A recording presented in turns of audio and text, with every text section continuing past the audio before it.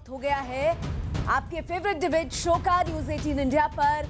हम तो पूछेंगे। नमस्कार, आपके साथ मैं हूं नेहा पंत। एक तरफ देश भर में भारत की महाशक्ति बनने की धूम है, तो दूसरी तरफ इस पर सियासत भी हो रही है। माहौल चुनावी है, तो देखिए हर मुद्दे पर राजनीति हो रही है। जिस विपक्ष ने सेना के पराक्रम पर डीजीएमओ की प्रेस कॉन्फ्रेंस के बावजूद सवाल उठाए, जिस विपक्ष ने वायुसेना की प्रेस कॉन्फ्रेंस के बावजूद एयर स्ट्राइक पर सबूत मांगे, अब वही विपक्ष प्रधानमंत्री की तरफ से मिशन शक्ति की उपलब्धि पर देश और वैज्ञानिकों को बधाई दिए जाने पर सवाल उठा रहा है।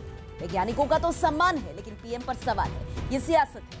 लोकसभा चुनाव को जो नेता लोकतंत्र का उत्सव कहते हैं, वही नेता इस उत्सव में गालियों के शब्दों की माला फेर रहे हैं, और ये दोनों तरफ से हो रहा है। बीते कुछ दिनों से आतंकवाद और देश की सुरक्षा पर भी जबरदस्त राजनीति हो रही है।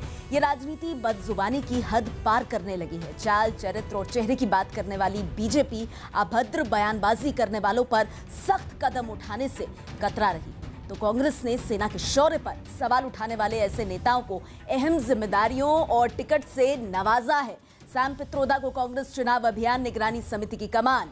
इतना ही नहीं, सिद्धू को स्टार प्रचारकों में शामिल करना और बीके हरिप्रसाद और दिग्विजय सिंह को चुनावी टिकट। क्या कई सारे सवाल ये घटनाक्रम खड़े नहीं करते? इसीलिए आज हम तो पूछेंगे कुछ अहम सवाल। पहला बड़ा सवाल, क्या सेना के शौर्य पर सवाल उठाने वालों पर मेहरबानी कांग्रेस की रणनीति है? दूसरा बड़ा सवाल, क्या बीजेपी का आरोप सही है कि कांग्रेस आतंकवाद में सियासी फायदा ढूंढती है? तीसरा अहम सवाल, क्या बीजेपी का अभद्र बयानबाजी करने वालों पर नरम रुख सियासी विमर्श को गर्त में नहीं ले जा रहा है? इन सवालों पर हम अपने बड़े पैनल के साथ करेंगे बड़ी चर्चा। हमारे साथ होगी जनता भी, लेकिन सबसे पहले ये सवाल अहम क्यों है, इसे जानने के लिए देखिए ये पूरा घटनाक्रम।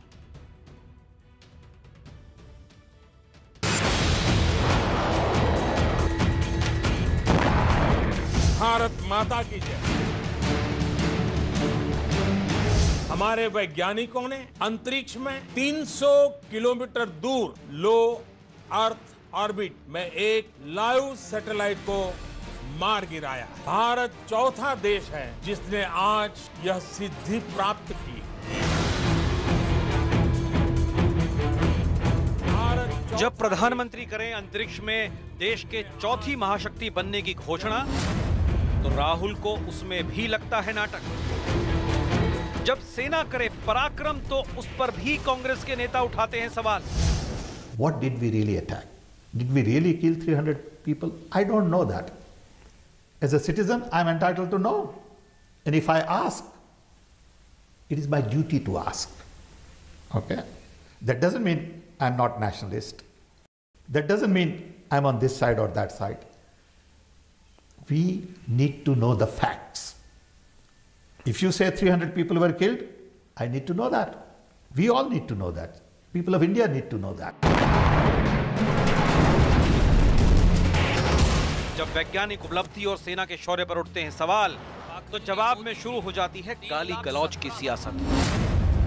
इसलिए हम तो पूछेंगे में बड़ी बहस। कांग्रेस से आतंक पर सवाल, चुनाव में गाली गलौज और बवाल। कांग्रेस पार्टी केवल एक ही काम करती है कि उसकी कोख से आतंकवाद पैदा होता है। अफजल गुरु से लेकर के तमाम गुरु पैदा हो गए देश के अंदर। ये जितने गुरु घंटाल पैदा हुए हैं, सब कांग्रेस की देन है।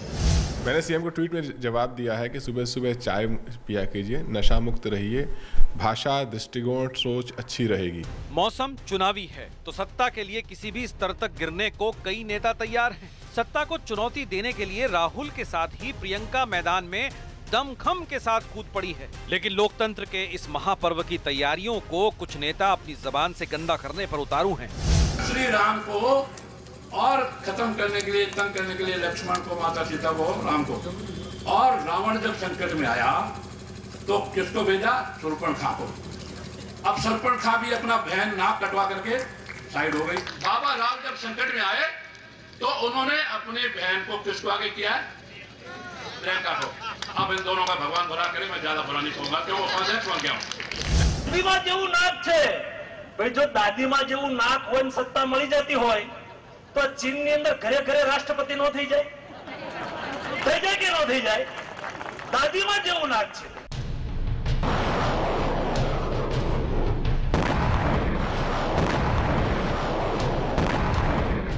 चुनावी दांवपेच में वैज्ञानिकों की उपलब्धियों और सेना के शौर्य पर सवाल। सियासत का ऐसा अध्याय कई लोगों को खटकता है और सबसे ज्यादा ये कि कांग्रेस सेना पर सवाल उठाने वालों को सिर माथे पर रखने का कोई मौका नहीं छोड़ रही। बीके हरिप्रसाद हो या दिग्विजय सिंह, कांग्रेस इन्हें चुनाव लड़ा रही है तो सिद्धू को स्टार प्रचारक बना रही है। यही नहीं, सैम पित्रोदा को तो चुनाव अभियान की कमान ही सौंप दी है।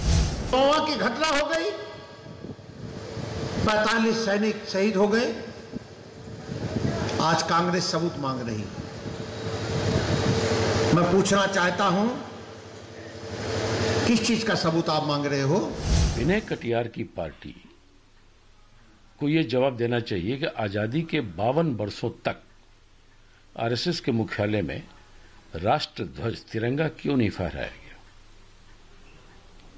तिरंगा कौन लोग नहीं फहराता है जिसको भारतीय तिरंगा राष्ट्र ध्वज पर सम्मान नहीं हो, जो तिरंगा को राष्ट्र ध्वज नहीं माने। क्या कहेगी कांग्रेस पार्टी? सैम पित्रोदा जो कहते हैं, मणिशंकर जो कहते हैं, दिग्विजय सिंह जी जो कहते हैं, हरिप्रसाद जो कहते हैं, संदीप दीक्षित जो कहते हैं, नवजोत सिंह सिद्धू जो कहते हैं, सैफुद्दीन सोज जो कहते हैं, गुलाम नबी आज़ाद जो कहते हैं हमारी फौज के बारे में। उत्तर है कुछ कांग्रेस का? कुछ उत्तर नहीं है। तो जो भी कुछ कहा है विनय कटियार साहब ने बिल्कुल ठीक कहा है, गलत नहीं कहा है। आजकल जो कांग्रेस की हरकत जारी है, जिस तरह से पाकिस्तान समर्थक नारे कांग्रेसी लगा रहे हैं, तो कोई अतिशयोक्ति नहीं होगी ये कहना कि कांग्रेस ब्रीड करती है आतंकवाद को। आतंकियों के मरने पे सोनिया गांधी रोई थी ना, बाटला हाउस का एनकाउंटर पे। इसलिए हम तो पूछेंगे कि क्या बीजेपी का आरोप सही है कि आतंकवाद पर कांग्रेस का रुख नरम है? और अब सुनिए आज का सबसे बड़ा सवाल। हमारा सवाल साफ है कि क्या बीजेपी का यह आरोप सही है कि आतंकवाद पर कांग्रेस का रुख नरम है? अगर आपका जवाब इस सवाल में हाँ है तो HTP_Y लिखें। अगर आपका जवाब नहीं है तो HTP_N लिखें। आप अपनी राय 51818 पर हमें भेजें और ट्विटर पर आप अपनी राय #HTP और #आतंक पर सियासत के जरिए हम तक भेज सकते हैं। जरूर जुड़िए हमारे साथ। बड़ी चर्चा के लिए हमारे साथ इस वक्त यहाँ खास मेहमान मौजूद हैं। उनका परिचय कराने से पहले, क्योंकि जनता यहाँ बड़ी संख्या में और युवा मौजूद है हमारे साथ, एक बार जरा जोरदार तालियां आप बजा दीजिए। शुक्रिया, ये हमारे यहाँ के मेहमानों के लिए भी हैं। और अब मैं मेहमानों के साथ आपका परिचय करा दूं। हमारे साथ आज की इस डिबेट में प्रोफेसर दिनेश वार्ष्णेय मौजूद हैं, सीपीआई से स्वागत है आपका सर। प्रोफेसर अवनीजेश अवस्थी इस डिबेट का हिस्सा, राजनीतिक विश्लेषक। इसके अलावा वरिष्ठ पत्रकार प्रदीप सिंह जी आज की इस चर्चा में हमारे साथ मौजूद हैं। हमारे साथ कांग्रेस पार्टी से राजीव त्यागी जी आज की इस चर्चा में हैं और बीजेपी से रोहित चहल जी भी आज की इस चर्चा में रहे। आप सबका बहुत बहुत स्वागत है। इस चर्चा को शुरू करने से पहले बस मैं अपनी तरफ से एक बात जोड़ दूं, इसे अपील भी समझिए और कहीं ना कहीं से कार्यक्रम की शुरुआत में एक मानक तय करना भी समझिए कि भाषा की मर्यादा हम लोग बनाए रखें, एक दूसरे की बात सामने आए। और आज आप लोग इंडिविजुअली नहीं बोल रहे हैं, हर बार की तरह खासकर जो हमारे पार्टियों के प्रवक्ता हैं वो अपनी पूरी पार्टी को रिप्रेजेंट कर रहे हैं, ताकि लोग भी देखें कि हमारे ये जो मेहमान कह रहे हैं उनकी बात से वो कितने सहमत हैं और फिर उसी हिसाब से अपना निर्णय कीजिए, क्योंकि आपका वक्त जल्द ही आने वाला है जब वोट देकर आपको बनानी है इस देश की सरकार। तो आइए करते हैं हम डिबेट की शुरुआत। और सबसे पहले राजीव त्यागी जी, बीजेपी आरोप लगाती है कांग्रेस पर कि आतंकियों के प्रति कांग्रेस का रुख हमेशा से नरम रहा है। पार्टी के प्रवक्ता होने के नाते राजीव त्यागी क्या कहेंगे, आतंक पर कांग्रेस नरम है या नहीं? देखिए, बहुत हुआ अब गम नहीं, 71 से हो कम नहीं। मैं बार बार इस बात को कहता हूं, विभिन्न टेलीविजन चैनल पे मैंने कहा। इसे कहने के कारण है, देखिए, आतंकवादियों को तो मारी है। आतंकवादियों की जो मां पाकिस्तान है, हमारे देश के पास चौथे नंबर की ताकतवर सेना है, हमारे पास उपकरण बेस्ट से बेस्ट उपकरण है। तो हम इस पुलवामा अटैक के बाद निश्चित रूप से पाकिस्तान को नेस्तनाबूद कर सकते थे और पाकिस्तान के 2 टुकड़े कर सकते थे, इसमें कहीं कोई संशय नहीं है। रही बात आतंकवादियों के विषय में जो आपने बात कही, तो मैं कुछ साउथ एशियन टेररिज्म पोर्टल के आंकड़े देना चाहूँगा जिससे आपके दर्शकगण बेहतर तरीके से समझेंगे। 2004 में जब मनमोहन सिंह साहब की सरकार थी, 976 आतंकवादी मारे गए। 2005 में 917 मारे गए। 2006 में 917 मारे गए। 2007 में 591 मारे गए। 2008 में 339 मारे गए। 2010 में 239 मारे गए। 2011 में 100 मारे गए और 12 में आपके 104, 105, 6 आतंकवादी मारे गए। तो ये साउथ एशियन टेररिज्म पोर्टल बोल रहा है, जो आतंकवादियों को एलिमिनेट करने का काम देश की सेना ने किया, उसके बाद जब मोदी जी की सरकार आती है तो निश्चित रूप से अगर आप देखेंगे कि कितने जवान शहीद हुए 2004 से लेकर के 2014 के बीच में जब मनमोहन सिंह साहब की सरकार थी और जब मोदी साहब की सरकार थी, दोनों ही दलों के नेताओं को यह ध्यान रखना होगा कि यदि जवानों की शहादत होती है तो उसके बारे में हमें गंभीरता से सोचना होगा। और आतंकवादियों को मार करके हम क्रेडिट लेना चाहते हैं, पाकिस्तान को हम लाल लाल आंख दिखाना चाहते हैं, 56 इंची सीना दिखाना चाहते हैं, उसका क्रेडिट लेना चाहते हैं, तो हमें यह जवाब भी देना होगा कि हमारे मोदी जी के टाइम पे 5 साल में 500 जवान कैसे शहीद हो गए। पहली बात ये बात रोहित चहल इसका जवाब देंगे। नहीं जवाब देंगे। आपने बहुत आंकड़े बताए। सुनिए ना, मेरी भी तो बात सुनिए। आपने शायद पूरा घंटा है ना हमारे पास, आपको एक सेंटेंस क्या, मैं पूरी बात सुनिए ना, मेरी बात तो सुनिए। राजीव त्यागी साहब, आप मेरा सवाल सुनिए। मैंने आपको भरपूर मौका दिया, उसमें अगर एक सेंटेंस छूट गया तो उसको आप अगले सवाल में पूरा कीजिए। 15 सेकंड। देखिए दिग्विजय सिंह, सुनिए ना मेरी बात। दिग्विजय सिंह 26/11 हमले में आरएसएस की साजिश की बात बताते हैं, उससे पहले बाटला एनकाउंटर को पूरी तरह से फर्जी बताते हैं, जो आतंकी हैं उनके लिए सम्मानजनक शब्दों का प्रयोग करते हैं, एयर स्ट्राइक के सबूत भी मांगते हैं, उनको नवाज दिया जाता है भोपाल में टिकट देकर। क्यों सर? कोई और नहीं मिला? आपने सवाल किया, कोई और नहीं मिला। देखिए जो आपने सवाल किया, फिर इस पे भी सवाल होना चाहिए।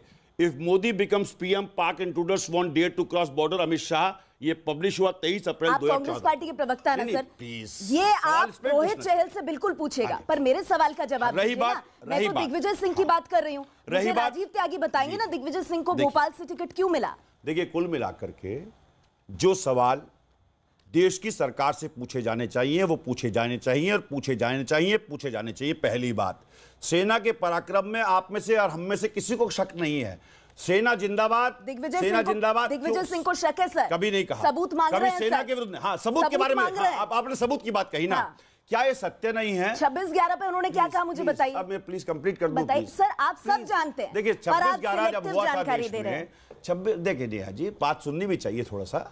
26/11 जब हुआ था देश में तो गुजरात के चीफ मिनिस्टर तत्कालीन मोदी जी आकर के मुंबई में प्रेस कॉन्फ्रेंस करते हैं और एक देश की सरकार को गाली देने का काम करते हैं। हमारी पार्टी ने सारी प्रेस कॉन्फ्रेंस कैंसिल करने का काम किया, प्रियंका जी ने अपनी सारी प्रेस कॉन्फ्रेंस कैंसिल की, राहुल जी ने अपने 2 दिन के कार्यक्रम कैंसिल किए। मैं सिर्फ एक बात कहना चाहता हूं, देखिए सुनिए, आरएसएस ने ये भी कहा कि Pakistan is our brother, government must work to improve ties with Pakistan. RSS ने कहा, मतलब तो क्या आरएसएस देशद्रोही हो गया? क्या आरएसएस देशद्रोही हो गया? जो दिग्विजय सिंह ने कहा उससे आप सहमत हैं? मेरा सवाल आपसे, आरएसएस देशद्रोही जाएगा इस बात पे? अमित शाह देशद्रोही जाएंगे? अमित शाह जब ये कह देंगे हर चीज जुमला है, क्या देशद्रोही जाएंगे? आप सहमत हैं? मैं एक बात कहना चाहता हूं, देखिए एक बात बहुत स्पष्ट, बहुत विनम्रता पूर्वक न्यूज 18 इंडिया के दर्शकों से एक बात कहना चाहता हूं। यह सवाल जरूर पूछा जाना चाहिए कि 250 किलो आरडीएक्स जम्मू कश्मीर में कैसे आ गया जिससे कि हमारे जवान शहीद हुए। यह सवाल जरूर पूछा जाना चाहिए कि 500 जवान शहीद कैसे हो गए 5 साल में। यह सवाल जरूर पूछा जाना चाहिए कि 5965 बार पाकिस्तान सीमाओं का अतिक्रमण कैसे कर गया। ये सवाल जरूर पूछा जाना चाहिए। पूछ रहे हैं आप लोग, सत्ता में आने की बात करते हैं, थोड़ा जवाब देने का भी आदत डालिए। मैंने आपसे सीधा सवाल पूछा, बाटला एनकाउंटर को जो सज्जन फर्जी बता रहे थे उनको भोपाल से आपने टिकट दे दिया। उसी एनकाउंटर पर तत्कालीन गृह मंत्री ने कहा कि भाई ये एनकाउंटर सही था, उन्होंने उसको फर्जी बताया, उसमें हमारे एक सब इंस्पेक्टर की शहादत हुई। आज वो भोपाल से कांग्रेस के टिकट पर चुनावी मैदान में, क्यों सर? बहुत स्पष्ट कह देता हूं, इतनी बड़ी पार्टी है, कोई नहीं मिला आपको? निश्चित रूप से सेना के पराक्रम पर, सेना के शौर्य पर कोई राजनीति नहीं होनी चाहिए और उसके पीछे छुप करके भी कोई वार नहीं करना चाहिए जिस तरह से भारतीय जनता पार्टी कर रही है। क्या ये सत्य नहीं है कि अजहर मसूद कभी नहीं, हमने आतंकवाद पे, देखिए सुनिए, हमने आतंकवाद पे, पाकिस्तान पे और सैनिकों की शहादत पे कभी भी वोट नहीं मांगे। हमने अभिनंदन का फोटो नहीं लगाया, अभिनंदन का फोटो हमने नहीं मारे गए। आपने चुनाव निगरानी समिति का अध्यक्ष उनको बना दिया राजीव त्यागी जी। बीके हरिप्रसाद ने कहा मैच फिक्स्ड है, आप लोगों ने उन्हें टिकट दिलवा दिया। सिद्धू कहते हैं वहां पेड़ गिरा है, आप लोगों ने स्टार प्रचारक बना दिया। कितने नाम गिनाऊं त्यागी साहब, कितने नाम गिनाऊं बताइए? सवाल से बचना चाहती हैं कि अजहर मसूद को कौन सी सरकार छोड़ के आई, तो आपको बचना नहीं चाहिए। अगर आप इस सवाल से बचना चाहती हैं कि लाहौर पाकिस्तान बिना बुलाए, पर मैं तो आप दोनों से सवाल पूछूंगी ना राजीव त्यागी जी, आप अपने नेताओं के नाम नहीं लेना चाहते, उनके बयानों पर आप ये नहीं कह रहे मैं इनसे सहमत नहीं हूं, इन्हें टिकट नहीं मिलना चाहिए। मैं मानता हूं, देखिए सुनिए, मैं बहुत स्पष्ट कह दूं, मैंने हमेशा एक बात को कहा कि सेना महान है, सेना के शौर्य पे कोई सवाल नहीं उठा सकता, लेकिन देश की सरकार से सवाल पूछे जाने चाहिए और देश की सरकार से सेना की सुरक्षा को लेकर भी सवाल पूछे जाने चाहिए। अजहर मसूद पे भी पूछे जाने चाहिए, बिना बुलाए पाकिस्तान जाने के पूछे जाने चाहिए। और जो सरकार टक्कर लेने की बात कर रही थी वो पाकिस्तान से टक्कर ले आई, इस पे सवाल पूछे जाने चाहिए। राजीव त्यागी के जवाब से कितने लोग संतुष्ट हैं, कितने असंतुष्ट हैं, कितने असंतुष्ट हैं? जवाब ही नहीं। राजीव त्यागी जी, आप कुछ कहना चाहते मैं इनका भी सम्मान करता। नहीं, सम्मान तो हम सब करते हैं, हम आपका करते हैं, हमारा करते हैं, लोकतंत्र है। सम्मान करना चाहिए। राजीव त्यागी से मैंने इतने सवाल पूछे, आपको उनके जवाब से संतुष्टि क्यों नहीं मिली? क्या नहीं बता रहे हैं राजीव त्यागी जी? वो बातों को घुमा रहे हैं, जैसा सीधा सवाल उनसे पूछा जा रहा है, मगर वो बातों को घुमा रहे हैं कि ऐसा आप ही से सवाल पूछ रहे हैं कि ऐसा होना चाहिए। मैं कह रहा हूं कि देश हित में आपको जवाब देना चाहिए।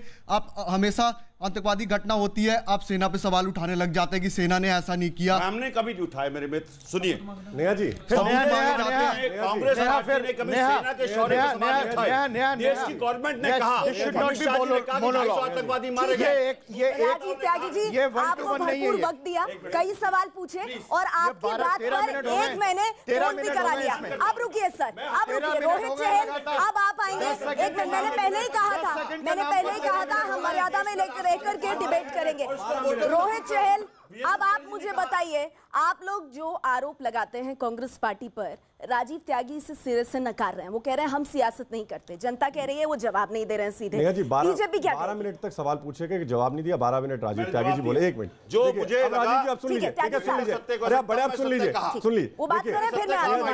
सबसे पहले तो मैं आज हमारे जो साइंटिस्ट हैं उन्होंने, त्यागी साहब ये डिबेट खराब करने जैसा है, प्लीज सर। आपने वादा किया था आप ये नहीं करेंगे। 1 मिनट, पूरा 1 घंटा है, हम आपको टाइम देंगे, आई प्रॉमिस। आपके सारे सवाल वो बुलंद सुन रहे हैं, आपके बगल में खड़े हैं, पर जवाब वो अपनी तरह से देंगे, जैसे आप अपनी तरह से दे रहे हैं। जो हमारे साइंटिस्ट हैं उनको मैं जिस तरीके से उन्होंने हमारे देश का नाम रोशन किया है, मैं उनको बधाई देना चाहूंगा। पूरे विश्व के अंदर आज भारत मजबूत हुआ है और देखिए और ताकत जो बड़ी है, उसके लिए मैं सबसे पहले अपने जो साइंटिस्ट हैं उनकी बधाई देना चाहूंगा। और अब मैं विषय पे आता हूं। देखिए कांग्रेस पार्टी जो है, मैं एक ही बात कहना चाहूंगा, कांग्रेस पार्टी और विपक्ष हो, जिस थाली में खाते हैं उसी में छेद करते हैं। खाते यहां का है, गाते पाकिस्तान का है। पाकिस्तान से यारी और अपने ही देश से गद्दारी। लगातार अगर आप इनके नेताओं के बयान देखें, मैंने आपको देखे इंटरव्यू नहीं, सच्चाई देखे सैम, देखिए सच्चाई है ना, कड़वा है, सच कड़वा है, सुन लीजिए। देखिए राजीव जी आप बड़े हैं, सच सुन लीजिए। आप रिबटल करेंगे पर बात उन्हें पूरी करने दीजिए, फिर आप इसका करेंगे जवाब।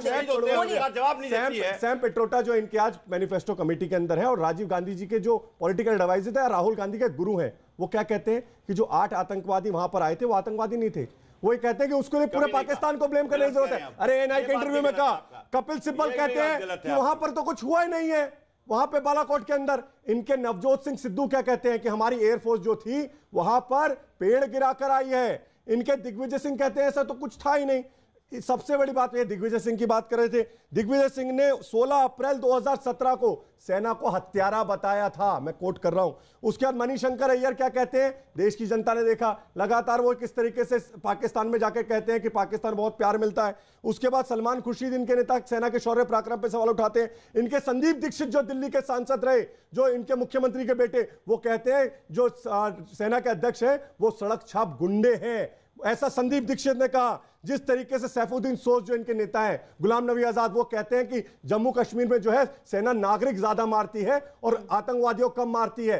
लगातार इनके, चाहे वो संजय निरुपम हो, वो कहते हैं जो सर्जिकल स्ट्राइक हुई वो फेक स्ट्राइक थी। वो कहते हैं हमें सवाल पूछने का हक है, हम डेमोक्रेसी में। बताइए रोहित चहल। देखिए लोकतंत्र में सवाल पूछने का अधिकार है। मैं एक ही बात कहना चाहूंगा नेहा जी, देखिए पहली बात, राजनीति होनी चाहिए, राजनीति में बिल्कुल हेल्दी डेमोक्रेसी में होनी चाहिए, लेकिन जब सेना के शौर्य पराक्रम पे सवाल उठाया जाता है तब दुख होता है। मैं कहता हूं नेशन फर्स्ट नहीं Ajay, nation first, party second और सेल्फ लास्ट। देश है तो हम है, देश है तो पार्टी है, नहीं तो कुछ भी नहीं है।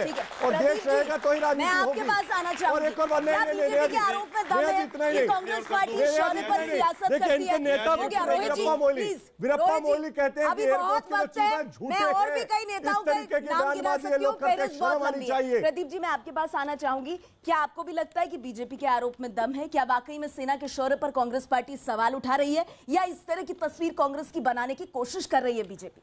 देखिए नेहा जी, देश में एक परंपरा रही है कि युद्ध की स्थिति में या इस तरह के कॉन्फ्लिक्ट की स्थिति में पूरा देश एक होता है।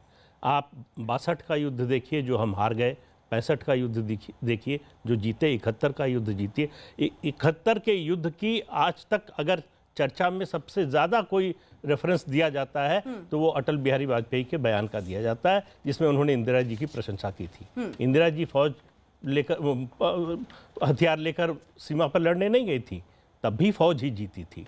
लेकिन उनका राजनीतिक नेतृत्व था, उनकी पॉलिटिकल विल पावर थी जो इतना बड़ा कदम उठाया, इसलिए उनकी प्रशंसा हुई।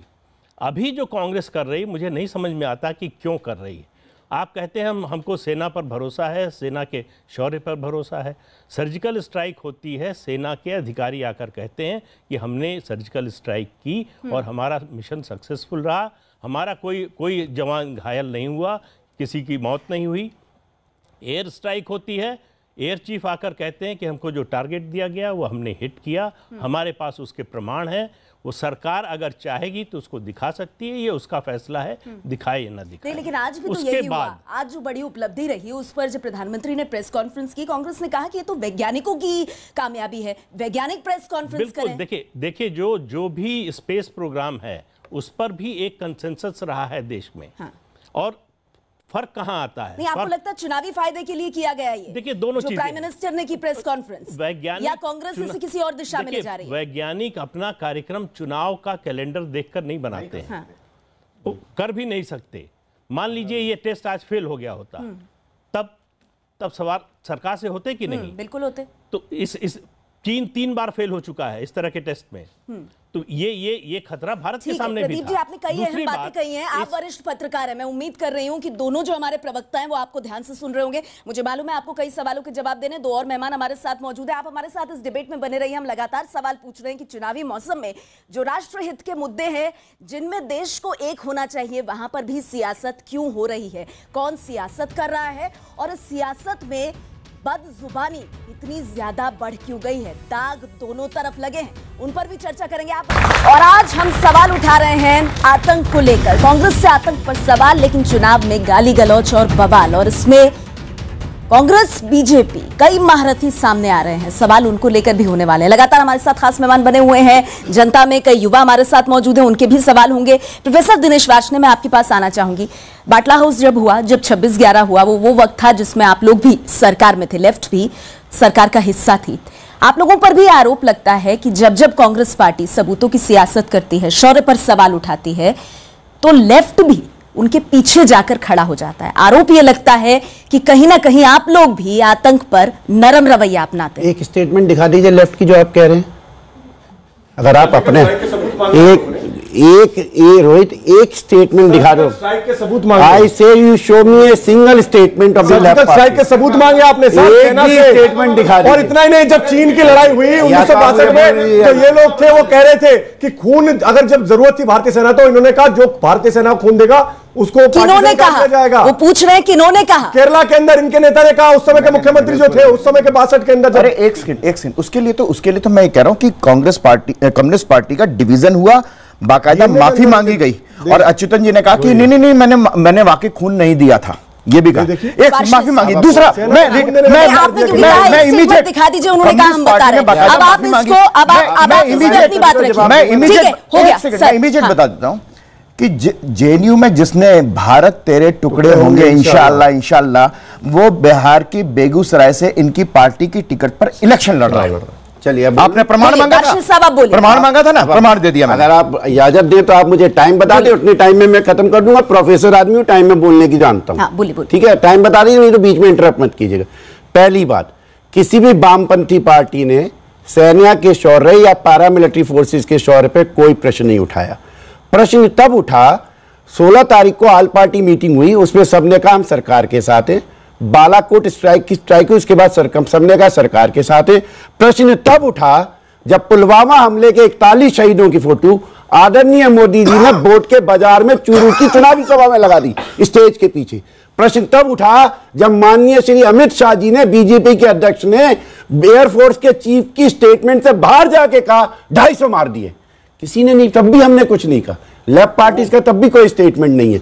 शहर का सेना का शौर्य, सेना का पराक्रम या उनका पराक्रम कोई उसकी मार्केट में नहीं ले जा सकता। इन्होंने बोर्ड लगाया अभिनंदन के, हमने नहीं लगाया। अब आइए दूसरी बात टुकड़े टुकड़े की। टुकड़े टुकड़े इस देश में किसने कहे? वीर साहब टुकड़े टुकड़े, वीर सावरकर। ये देश दो हैं, एक हिंदू और एक मुसलमान। 1929 में वीर सावरकर कहते थे, जब ये अंग्रेजों की गोद में बैठा, मैं आपके बीच में नहीं बोला था, अगर आप ऐसे बोले मैं आपको बोलने नहीं दूंगा रोहित।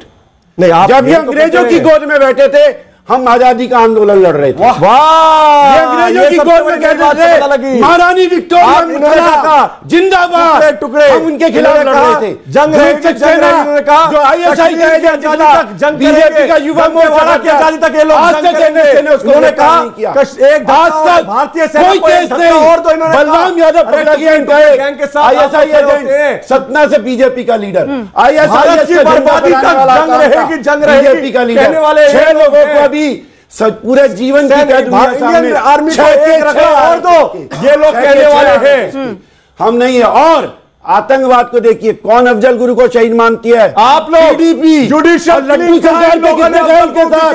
बीजेपी ने। जब आप लोग नहीं मानते ना अफजल गुरु को शहीद? उन्होंने वो आतंकी है ना? बिल्कुल है। हमने लोगों ने कहा बोलिए प्रोफेसर अभिजीत अवस्थी, आप जवाब दीजिए। नहीं, उन्होंने अपनी बात रख दी, आपने प्रमाण दिए, प्रमाण का काउंटर किया उन्होंने, और उन्होंने ये भी बताया कि कहां वहां पे गलती है। बताइए, जवाब दीजिए प्रोफेसर अवस्थी। आप प्रोफेसर अवस्थी जवाब देंगे, ठीक है? आप प्रोफेसर अवस्थी अब जवाब देंगे, क्योंकि दिनेश बैज ने सामने अपनी बात स्पष्ट की। अब बताइए, एक बात का जवाब दीजिए। जहां से कहेंगे वहां से जवाब दूंगा मैं।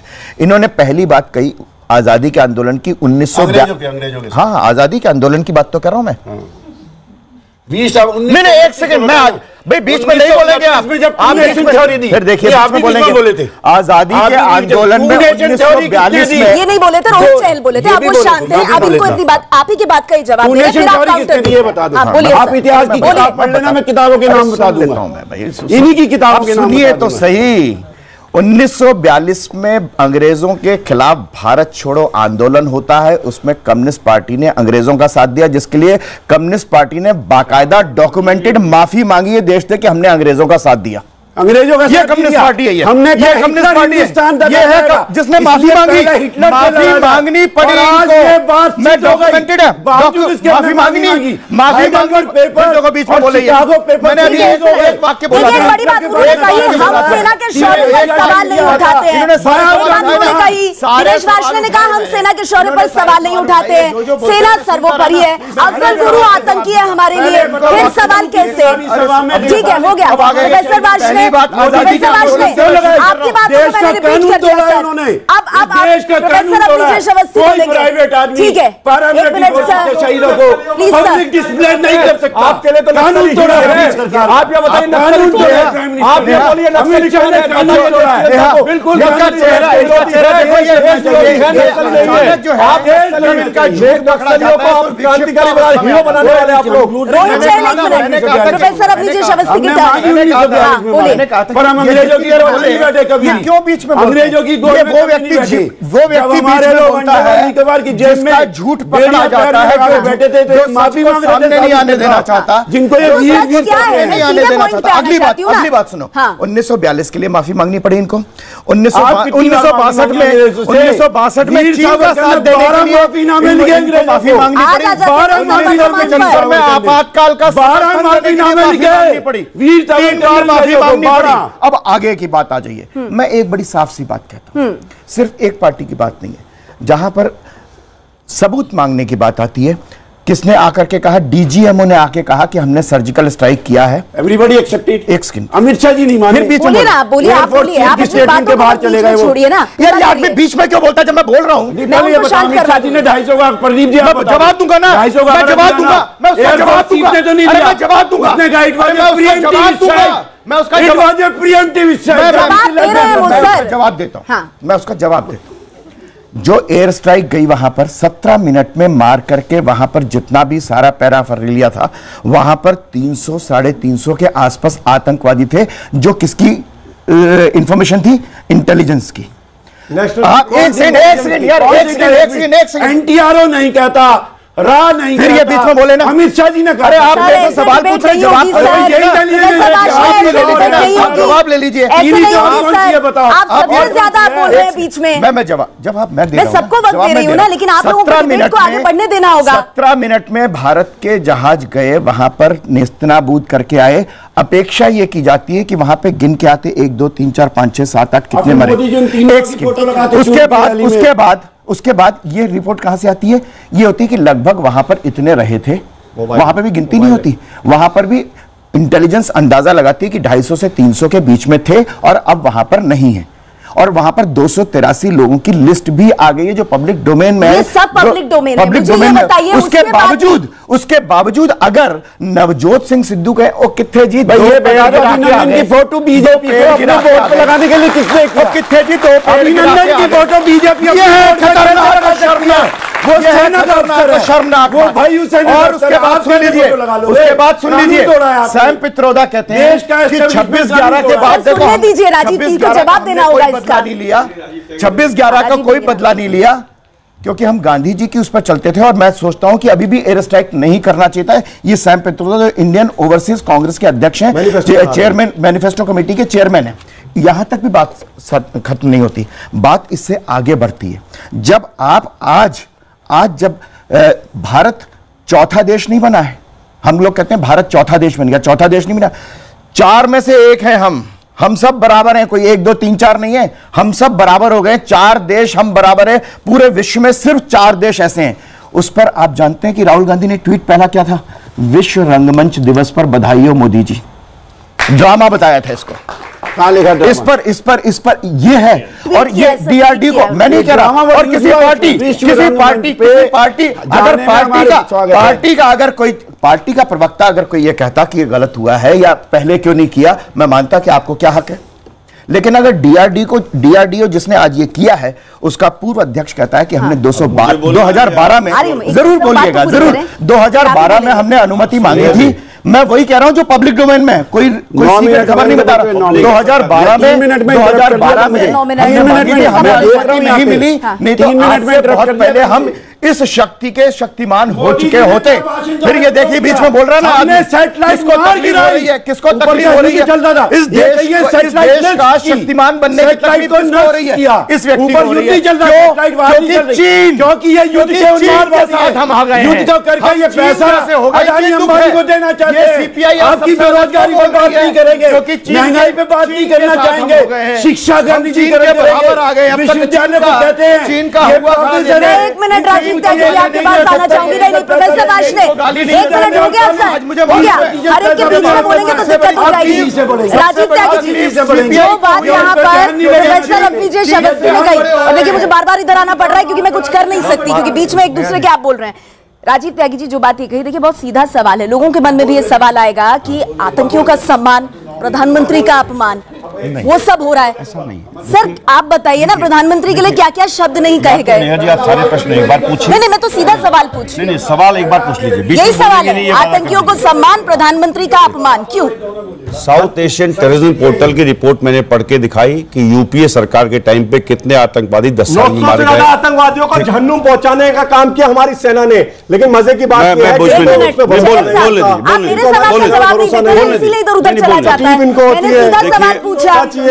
सोनिया जी रात को रोती है, राहुल जी कहते मेरी माता जी रोई बाटला हाउस एनकाउंटर में जो आतंकवादी। और आपने सही कहा, मोहन चंद शर्मा जी एक शहीद होते हैं, इंस्पेक्टर, एक इंस्पेक्टर शहीद होता है, इनके नेता साहब आप क्या कर रहे हैं? आप उन्हें सवाल का जवाब नहीं देने दे रहे हैं, ये कर रहे हैं। जवाब क्या दे रहे हैं? नहीं, 1 मिनट सर, वो कांग्रेस से है, वो बीजेपी की बात तो नहीं बोलेंगे। बताए ना, रुकिए ना आप, चहल साहब आप रुकिए। राजीव त्यागी जी, या तो आप कह दीजिए आपके पास मेरे सवाल का जवाब नहीं है। बिल्कुल है। तो फिर मेरा सीधा सवाल है, आतंकियों का सम्मान, प्रधानमंत्री का अपमान क्यों? नीच से लेकर जाने क्या क्या प्रधानमंत्री को नहीं कहा गया? वो देश के प्रधानमंत्री है। हो गया रोहित चहल, आपको रिफ्रेश करने की जरूरत नहीं है मेमोरी साहब। राजीव त्यागी इंटेलिजेंट इनफ है, वो जानते हैं। बोलिए राजीव त्यागी। टुकड़े करने की बात कही, उनके नेता कांग्रेस के कर्नाटक अब ये बोलेंगे तो बोलो, जला दो। मैं बोलूंगा, सोनिया गांधी जी कहती है बहुत महत्वपूर्ण बात करने जा रहा हूं, सोनिया गांधी मौत का सौदागर कहते हैं, बहुत महत्वपूर्ण बात करने जा रहा हूं। मैं शांति इसलिए की सेना के शौर्य की बात हो रही है, देश की रक्षा की बात हो रही है। कांग्रेस पार्टी के दौरान नीलम घाटी में, नडाला में और अन्य 4 जगहों पे 6 बार सर्जिकल स्ट्राइक की गई। हमने कभी वोट नहीं मांगा सर्जिकल स्ट्राइक पे। अटल बिहारी वाजपेयी साहब के समय पे 2 सर्जिकल स्ट्राइक की गई, अटल बिहारी वाजपेयी साहब ने कभी जिक्र नहीं किया।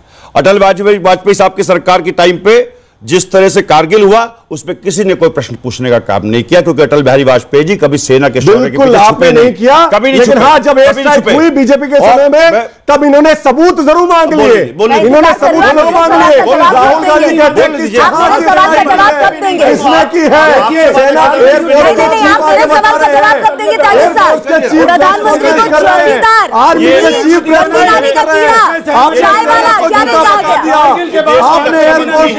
झूठा बता दिया। आपने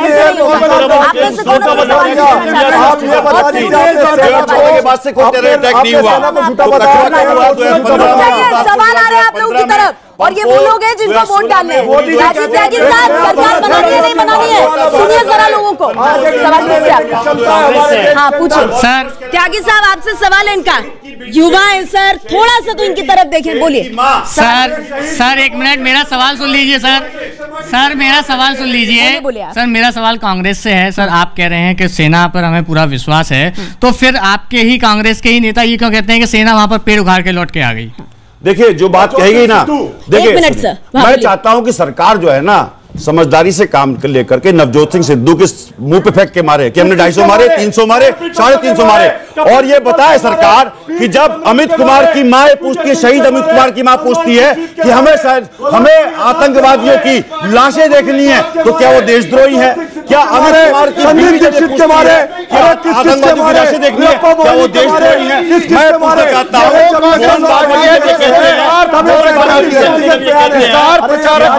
सरकार की स्थिति में नहीं है, देश की स्थिति में नहीं है। राजीव त्यागी साहब, मैंने अब तक आपसे कांग्रेस पार्टी के नेताओं के बारे में पूछा, आपके पास कोई जवाब नहीं था। रोहित चैल ब्रेक के उस बार मैं आपकी पार्टी के नेताओं के बारे में पूछूंगी, तब देखते हैं कि आप दोनों पार्टियों में कितना डिफरेंस है।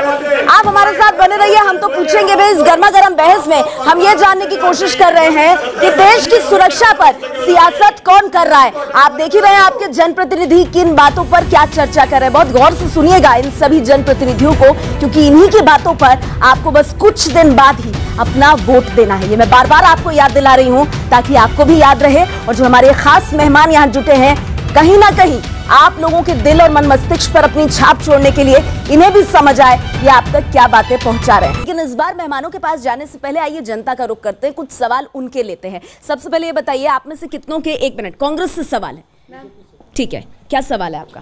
मैम, कांग्रेस पार्टी कह रही है कि वो जवानों के शौर्य पर मजाक नहीं करती है, हाँ। लेकिन जम्मू कश्मीर में नेशनल कॉन्फ्रेंस के जो नेता हैं वो भारत माता की जय नहीं बोलते हैं और उनके साथ जाकर के हाथ मिला रहे हैं, तो ये क्या है? ठीक है, और किसका सवाल है? और किसका सवाल है? जी 1 मिनट, एक सवाल और। हाँ, मेरा कांग्रेस से सवाल है कि जैसे पाकिस्तान के इतने हिमायती क्यों बनते हैं, आतंकवाद के इतने हिमायती क्यों बनते हैं? कभी भी इन्होंने मतलब पाकिस्तान को आतंकवादी देश ही नहीं बोलते। सिद्धू कहते हैं कि आतंकवादी देश नहीं है, और मतलब अभी जो सिद्धू का जो बयान आया था उन्होंने भी ये बोला कि 8 लोग के वजह से हम और लोगों को नहीं जिम्मेदार कह सकते। तो आप पाकिस्तान का समर्थन क्यों करते हैं? ठीक है, पाकिस्तान प्रेम क्यों? एक सवाल मैं और ले लेती हूँ, कांग्रेस से किसका सवाल है? एक सवाल और आपका, फिर बीजेपी के भी सवाल लेने हैं मुझे। हाँ पूछिए। मैम, आखिर जब देश कुछ अच्छा करता है तो कांग्रेस उसका साथ नहीं देती है, बल्कि बयान देके उसको रंगमंच की जो बधाइयाँ देती है। ये तो गलत है ना। आखिर देश के लिए जो किया गया है उस पे तो कम से कम साथ दीजिए। ठीक है, राजीव जी जवाब दीजिए।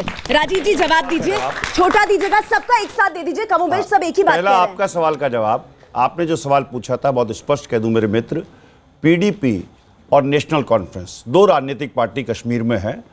पीडीपी से कांग्रेस का गठबंधन भी एक समय पर रहा, भारतीय जनता पार्टी का गठबंधन भी रहा, नेशनल कॉन्फ्रेंस से कांग्रेस पार्टी का गठबंधन भी रहा और भारतीय जनता पार्टी का गठबंधन भी रहा। दोनों ही पार्टियां देश के संविधान को मानती हैं, देश की संसद को मानती हैं। रही बात इसकी, आर्टिकल 370 हमारा मुद्दा नहीं था, भारतीय जनता पार्टी ने पीडीपी के सामने सरेंडर किया। पहली बात बहुत स्पष्ट कह दूं, कश्मीर के विषय में नो माय डियर फ्रेंड, आप झूठ बोल रहे हैं, झूठ बोल रहे हैं, झूठ बोल रहे हैं, आप झूठ बोल रहे हैं। कश्मीर निश्चित रूप से, कश्मीर हमारे पास 28 अक्टूबर 1947 को आया और जब पहले हमारी सेना सामने खड़ी थी, चीन के सामने खड़ी थी, लंबी डिबेट तो चाइनीज नूडल अम्बेडकर के साथ बैठ के दूसरा सवाल आपने किया था, पूछा सर पाकिस्तान प्रेम क्यों झलक रहा है, बता दीजिए ना इनको। कांग्रेस के टाइम पे साहब जवाब दे रहे हैं, वो जय जवान जय किसान किया गया, लाल बहादुर शास्त्री जी प्राइम मिनिस्टर थे।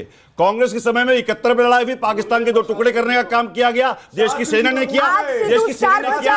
और चुनाव आयोग निगरानी कमेटी के मुखिया बन गए हैं, पीके हरिप्रसाद टिकट पर लड़ रहे हैं। अरे सर येदियुरप्पा का आप येदियुरप्पा का नाम क्यों नहीं लेती है? इमरान मसूद मालूम है, इमरान मसूद को तो आप जानते हैं ना, इमरान मसूद को आप एक्सपोर्ट कर, इमरान मसूद को आप लाए दूसरी पार्टी से, इमरान मसूद को नहीं लाया आप।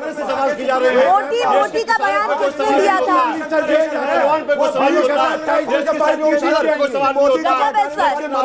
सारे सवाल कांग्रेस से डिफ्लेक्ट करके आप बीजेपी में डाल रहे हैं। ठीक है सर, कांग्रेस पार्टी के प्रवक्ता किस तरह से जवाब दे रहे हो देखिए। आप मुझे बताइए बीजेपी से किसके सवाल है, बीजेपी से किसके सवाल है? चलिए पूछिए, बीजेपी से किसका सवाल है, आइए जी पूछिए। My question to BJP is that जब अभी प्रधानमंत्री नरेंद्र मोदी जी ने आज डीआरडीओ का जो एक सफलता है उसको सामने लाया, तो उससे पहले एक सस्पेंस क्रिएट करने की क्या जरूरत थी उनको, that I will reveal this thing कि क्या ये कोई इवेंट था? त्यागी साहब क्या खट से बोले, आप अपने पे नहीं बोलते हैं, खट से बोले दूसरे के में, यही दिक्कत है कांग्रेस के साथ। और किसका सवाल है? बीजेपी से, बीजेपी से किसका सवाल है बोलिए। मैम नेशनल जो पाकिस्तान का चहल, एक मिनट रोहित चहल जी, एक सवाल और है, 3 सवाल ले रही हूँ जैसे कांग्रेस के लिए थे, फिर आप सबका साथ में जवाब दीजिए। जब पाकिस्तान को आंख दिखाने की बात करते हैं मोदी जी, तो पाकिस्तान के जो डे पर, नेशनल डे पर उनको बधाई संदेश क्यों देते हैं? ठीक है, आप अपना सवाल पूछिए। मैम जिस तरह आज मोदी साहब ने देश के लिए बहुत बड़ा काम किया है, उसी तरह बेरोजगार और किसानों के लिए ऐसे ही बड़े काम करते रहे, ये मैं आपसे कहना चाहता हूँ। कब करेंगे? चलिए बोलिए, चहल जी बोलिए। मैंने प्रश्न किया, देखिए देश को आज बताना जरूरी था कि आज हम विश्व के अंदर किस बड़ी ताकत पे पहुंचे हैं, क्योंकि जो आने वाली लड़ाइयां हैं और आज अपना देश मजबूत नहीं होगा। किसी ने कब सोचा होगा कि आज जो देश को जरूरत है, हम आगे का विजन है हमारे देश के नेता के पास, एक मजबूत नेतृत्व देश के अंदर नरेंद्र मोदी जी दे रहे हैं। दूसरा प्रश्न मेरे मित्र ने पूछा, देखिए मैं आपके पहले प्रश्न में कह दूं, देखिए जो इसरो के चीफ थे जो माधवन नायर जी, उन्होंने कहा कि 10 साल पहले, 1 दशक पहले भी हमारे पास क्षमता थी, हम उसको डेवलप कर सकते थे, लेकिन क्यों नहीं कांग्रेस ने उस तरीके की इच्छा शक्ति नहीं दिखाई, नेतृत्व में कमी थी। आज एक मजबूत नेतृत्व आया है। दूसरा प्रश्न मेरे मित्र का, कांग्रेस ने मना कर दिया। अरे एक मिनट, इनके नेता ने आर्टिकल पब्लिश हुआ है, देखिए मैं देश को बता रहा हूं, प्रॉब्लम है ये, 21 अप्रैल 2023 मोदी देश है, मोदी के आर्टिकल पब्लिश हुआ है। सवाल पूछा जाएगा उसी पे जवाब देंगे ना, आप कौन सा जवाब देते हैं? शुरू से लेकर आखिर तक आपने एक सवाल का जवाब नहीं दिया। आपकी पार्टी में दिग्विजय सिंह भी बने रहेंगे, आप इमरान मसूद को समाजवादी पार्टी से लाएंगे, वो बोटी बोटी बोलेंगे, आप उनको पद से नवाजेंगे, है ना? ना आप जवाब देंगे और आप उन पर सवाल उठाएंगे। भारतीय जनता पार्टी से पूछिए क्या किया,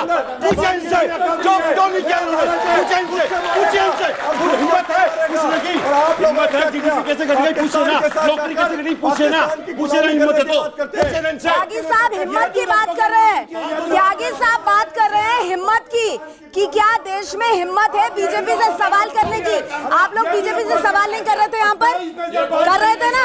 हिम्मत है ना इस देश में? त्यागी साहब जवाब मिल गया आपको, इस देश की हिम्मत को कभी मत ललकारिएगा सर, आपसे भी सवाल, उनसे भी सवाल, सबसे सवाल, क्योंकि हम तो पूछेंगे सर। प्रदीप जी मैं आपके पास आना चाहूंगी, मुझे ये बताइए इस चोट चिल्लम में इतनी ज्यादा लड़ाई झगड़े में, इतने लड़ाई झगड़े में प्रदीप जी आप नहीं सुन पा रहे, आप नहीं सुन रहे, सुनाई नहीं देता। मुझे एक बात बताइए,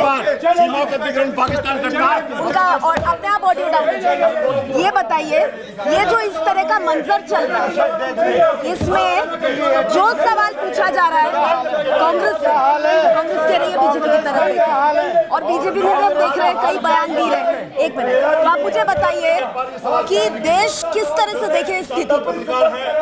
नहीं देखिए, जो स्थिति है, कांग्रेस सर प्रदीप जी अपनी बात रख रहे हैं, सुनिए ना। येदुरप्पा बिल्कुल गलत कहा, येदुरप्पा ने गलत कहा, येदुरप्पा ने कान में तेल डालिए ना सर, गलत कहा येदुरप्पा ने। चलिए सवाल पूछ लीजिए ना, ये पत्थरबाज मुक्त केस पर सवाल पूछ लीजिए। देखिए देश में जब भी स्ट्रेटेजिक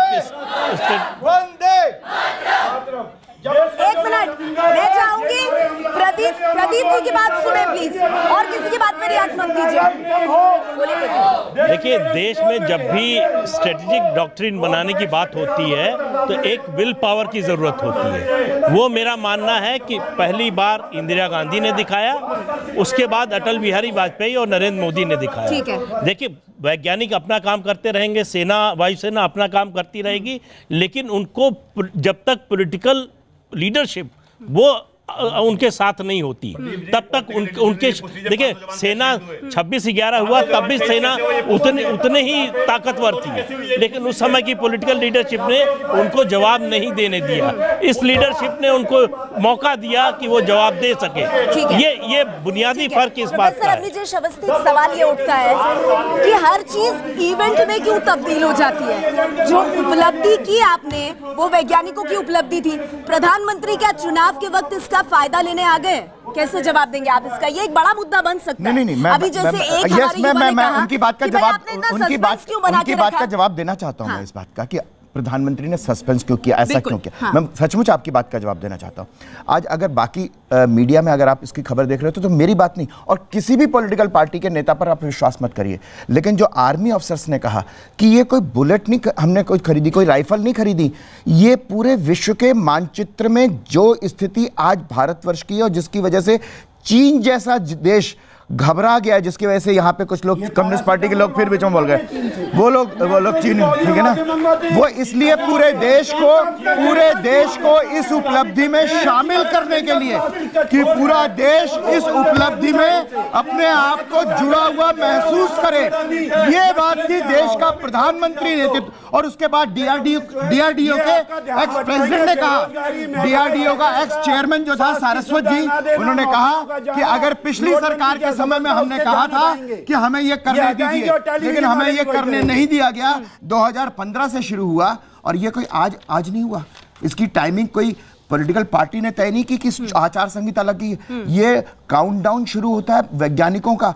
आज जब जो लोग इसको चुनाव से जोड़ के देखते हैं वो वैज्ञानिकों पर क्वेश्चन मार्क कर रहे हैं, वो देश के विज्ञान पर क्वेश्चन मार्क कर रहे हैं। बताइए चैल साहब, ये सब छोड़िए, मुझे बताइए 2013-14 में 3000 करोड़ डीआरडीओ का फंड घटा दिया इन लोगों ने। आप कुछ कहना चाहते थे ना? पूरी डिबेट आपने सुनी, बताओ मुझे क्या कहना चाहते हो? अपने सवालों का जवाब मिला जल्दी?